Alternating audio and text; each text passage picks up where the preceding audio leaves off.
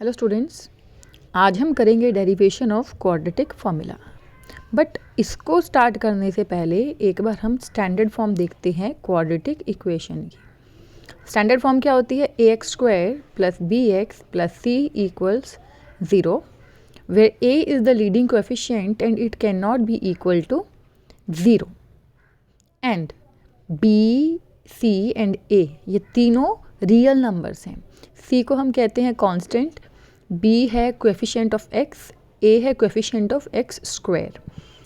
अब इसी standard form को यूज़ करके we will derive the quadratic formula.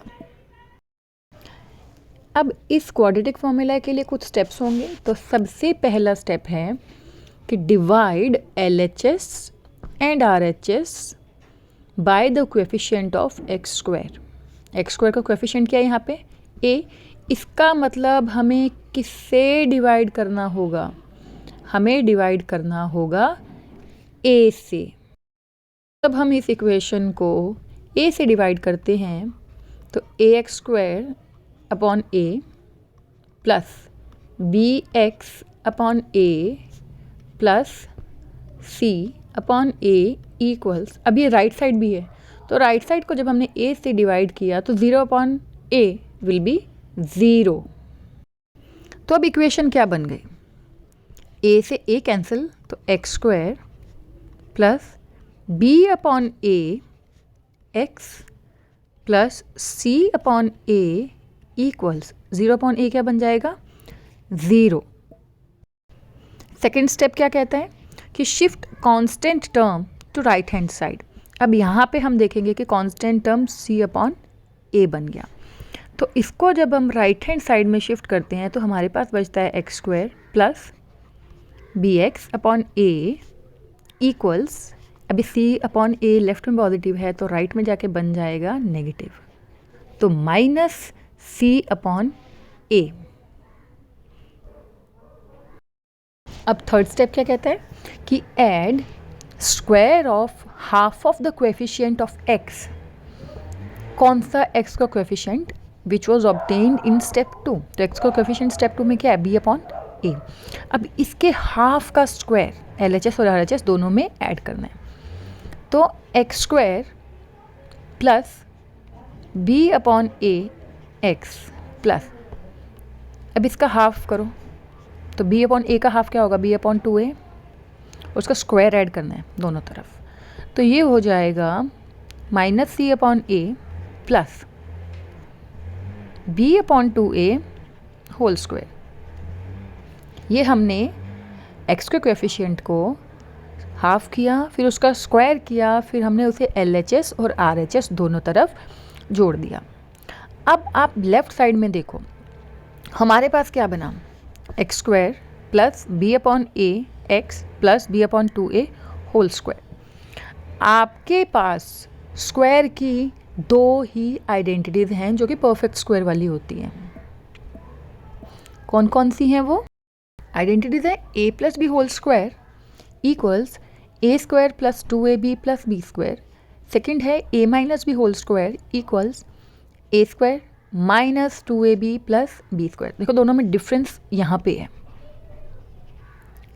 एक में 2ab पॉजिटिव है, एक में 2ab नेगेटिव है, और ये पॉजिटिव नेगेटिव डिपेंड करता है कि यहाँ पे लेफ्ट साइड में a और b के बीच में कौन सा साइन है। इफ़ a एंड b के बीच में sign is positive then it will be plus 2ab, and if the sign is negative then it will be minus 2ab।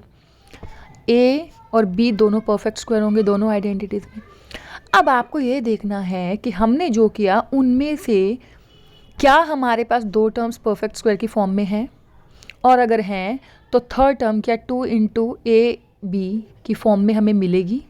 अगर हमें ये चेक करना है तो हम एक बार इस स्टेप को देखते हैं। देखो दो परफेक्ट स्क्वायर तो हो गए, इसका मतलब a² प्लस b² तो हमें मिल गया। अब ये साइन प्लस का है, इसका मतलब पॉसिबिलिटी है कि ये प्लस 2ab होगा। उसके लिए हम चेक करके देखते हैं। 2a है यहाँ पे x और b हुआ b upon 2a।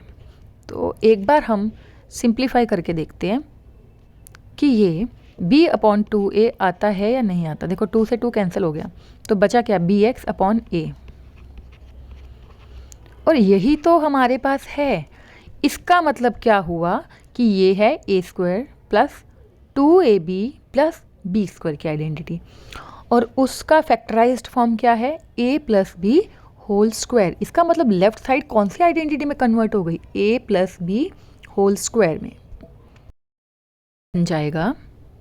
Left side will become, इसका फैक्टराइज्ड फॉर्म क्या हो गया, a मतलब x प्लस b मतलब दिस b अपॉन 2a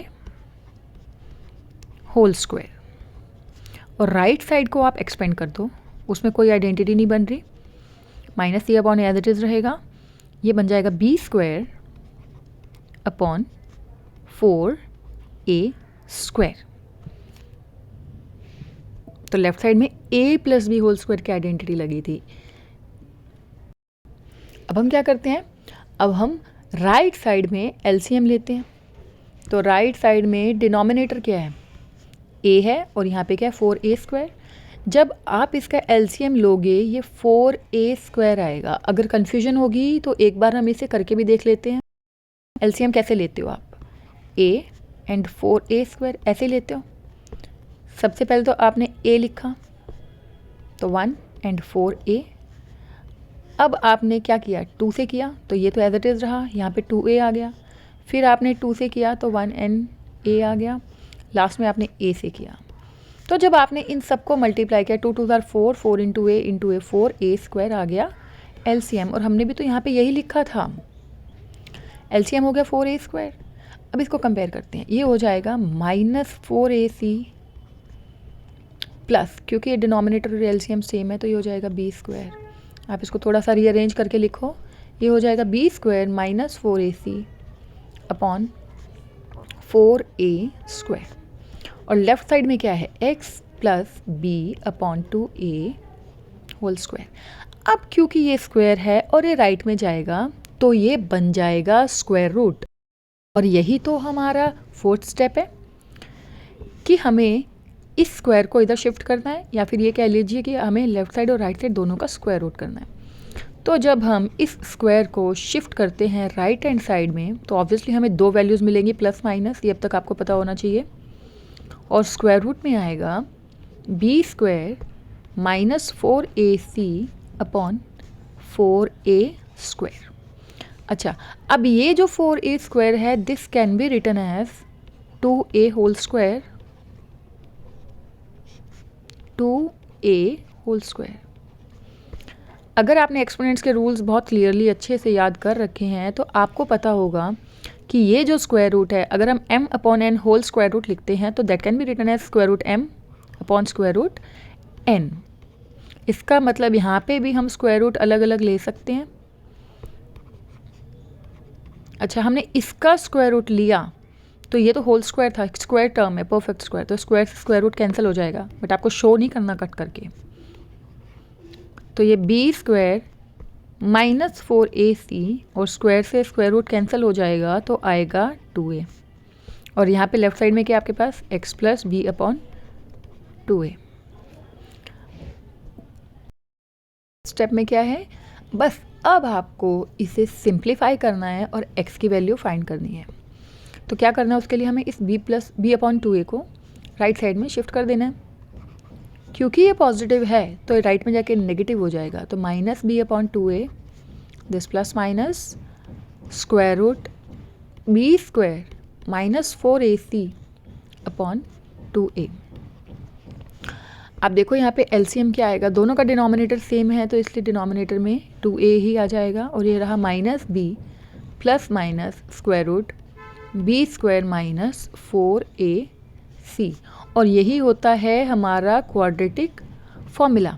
लेकिन एक चीज़ है, आप इस b स्क्वायर माइनस 4ac की जगह पर क्या लिख सकते हो, d डिस्क्रिमिनेंट। ठीक है, ये दो वैल्यूज़ हैं, x रूट्स होता है, x क्या होता है actually, x is the value जो हम अगर इक्वेशन में रखते हैं क्वाड्रेटिक में तो left side right side equal कर देता है। इसका मतलब x की वैल्यू जो भी होगी वो रूट्स होंगे उस क्वाड्रेटिक इक्वेशन के, और किसी भी क्वाड्रेटिक इक्वेशन के दो रूट्स होते हैं। फॉर्मूला में आपको एक दिख रहा है, बट ये दो कैसे होंगे, एक बार आप पॉजिटिव वैल्यू लोगे और एक बार आप नेगेटिव वैल्यू लोगे। और इस टॉपिक के बारे में डिटेल में पढ़ने के लिए आपको लेक्चर 4, लेक्चर 5 की वीडियोस देख सकते हो आप, जो कि जिसका लिंक आपको डिस्क्रिप्शन में मिल जाएगा। Thank you.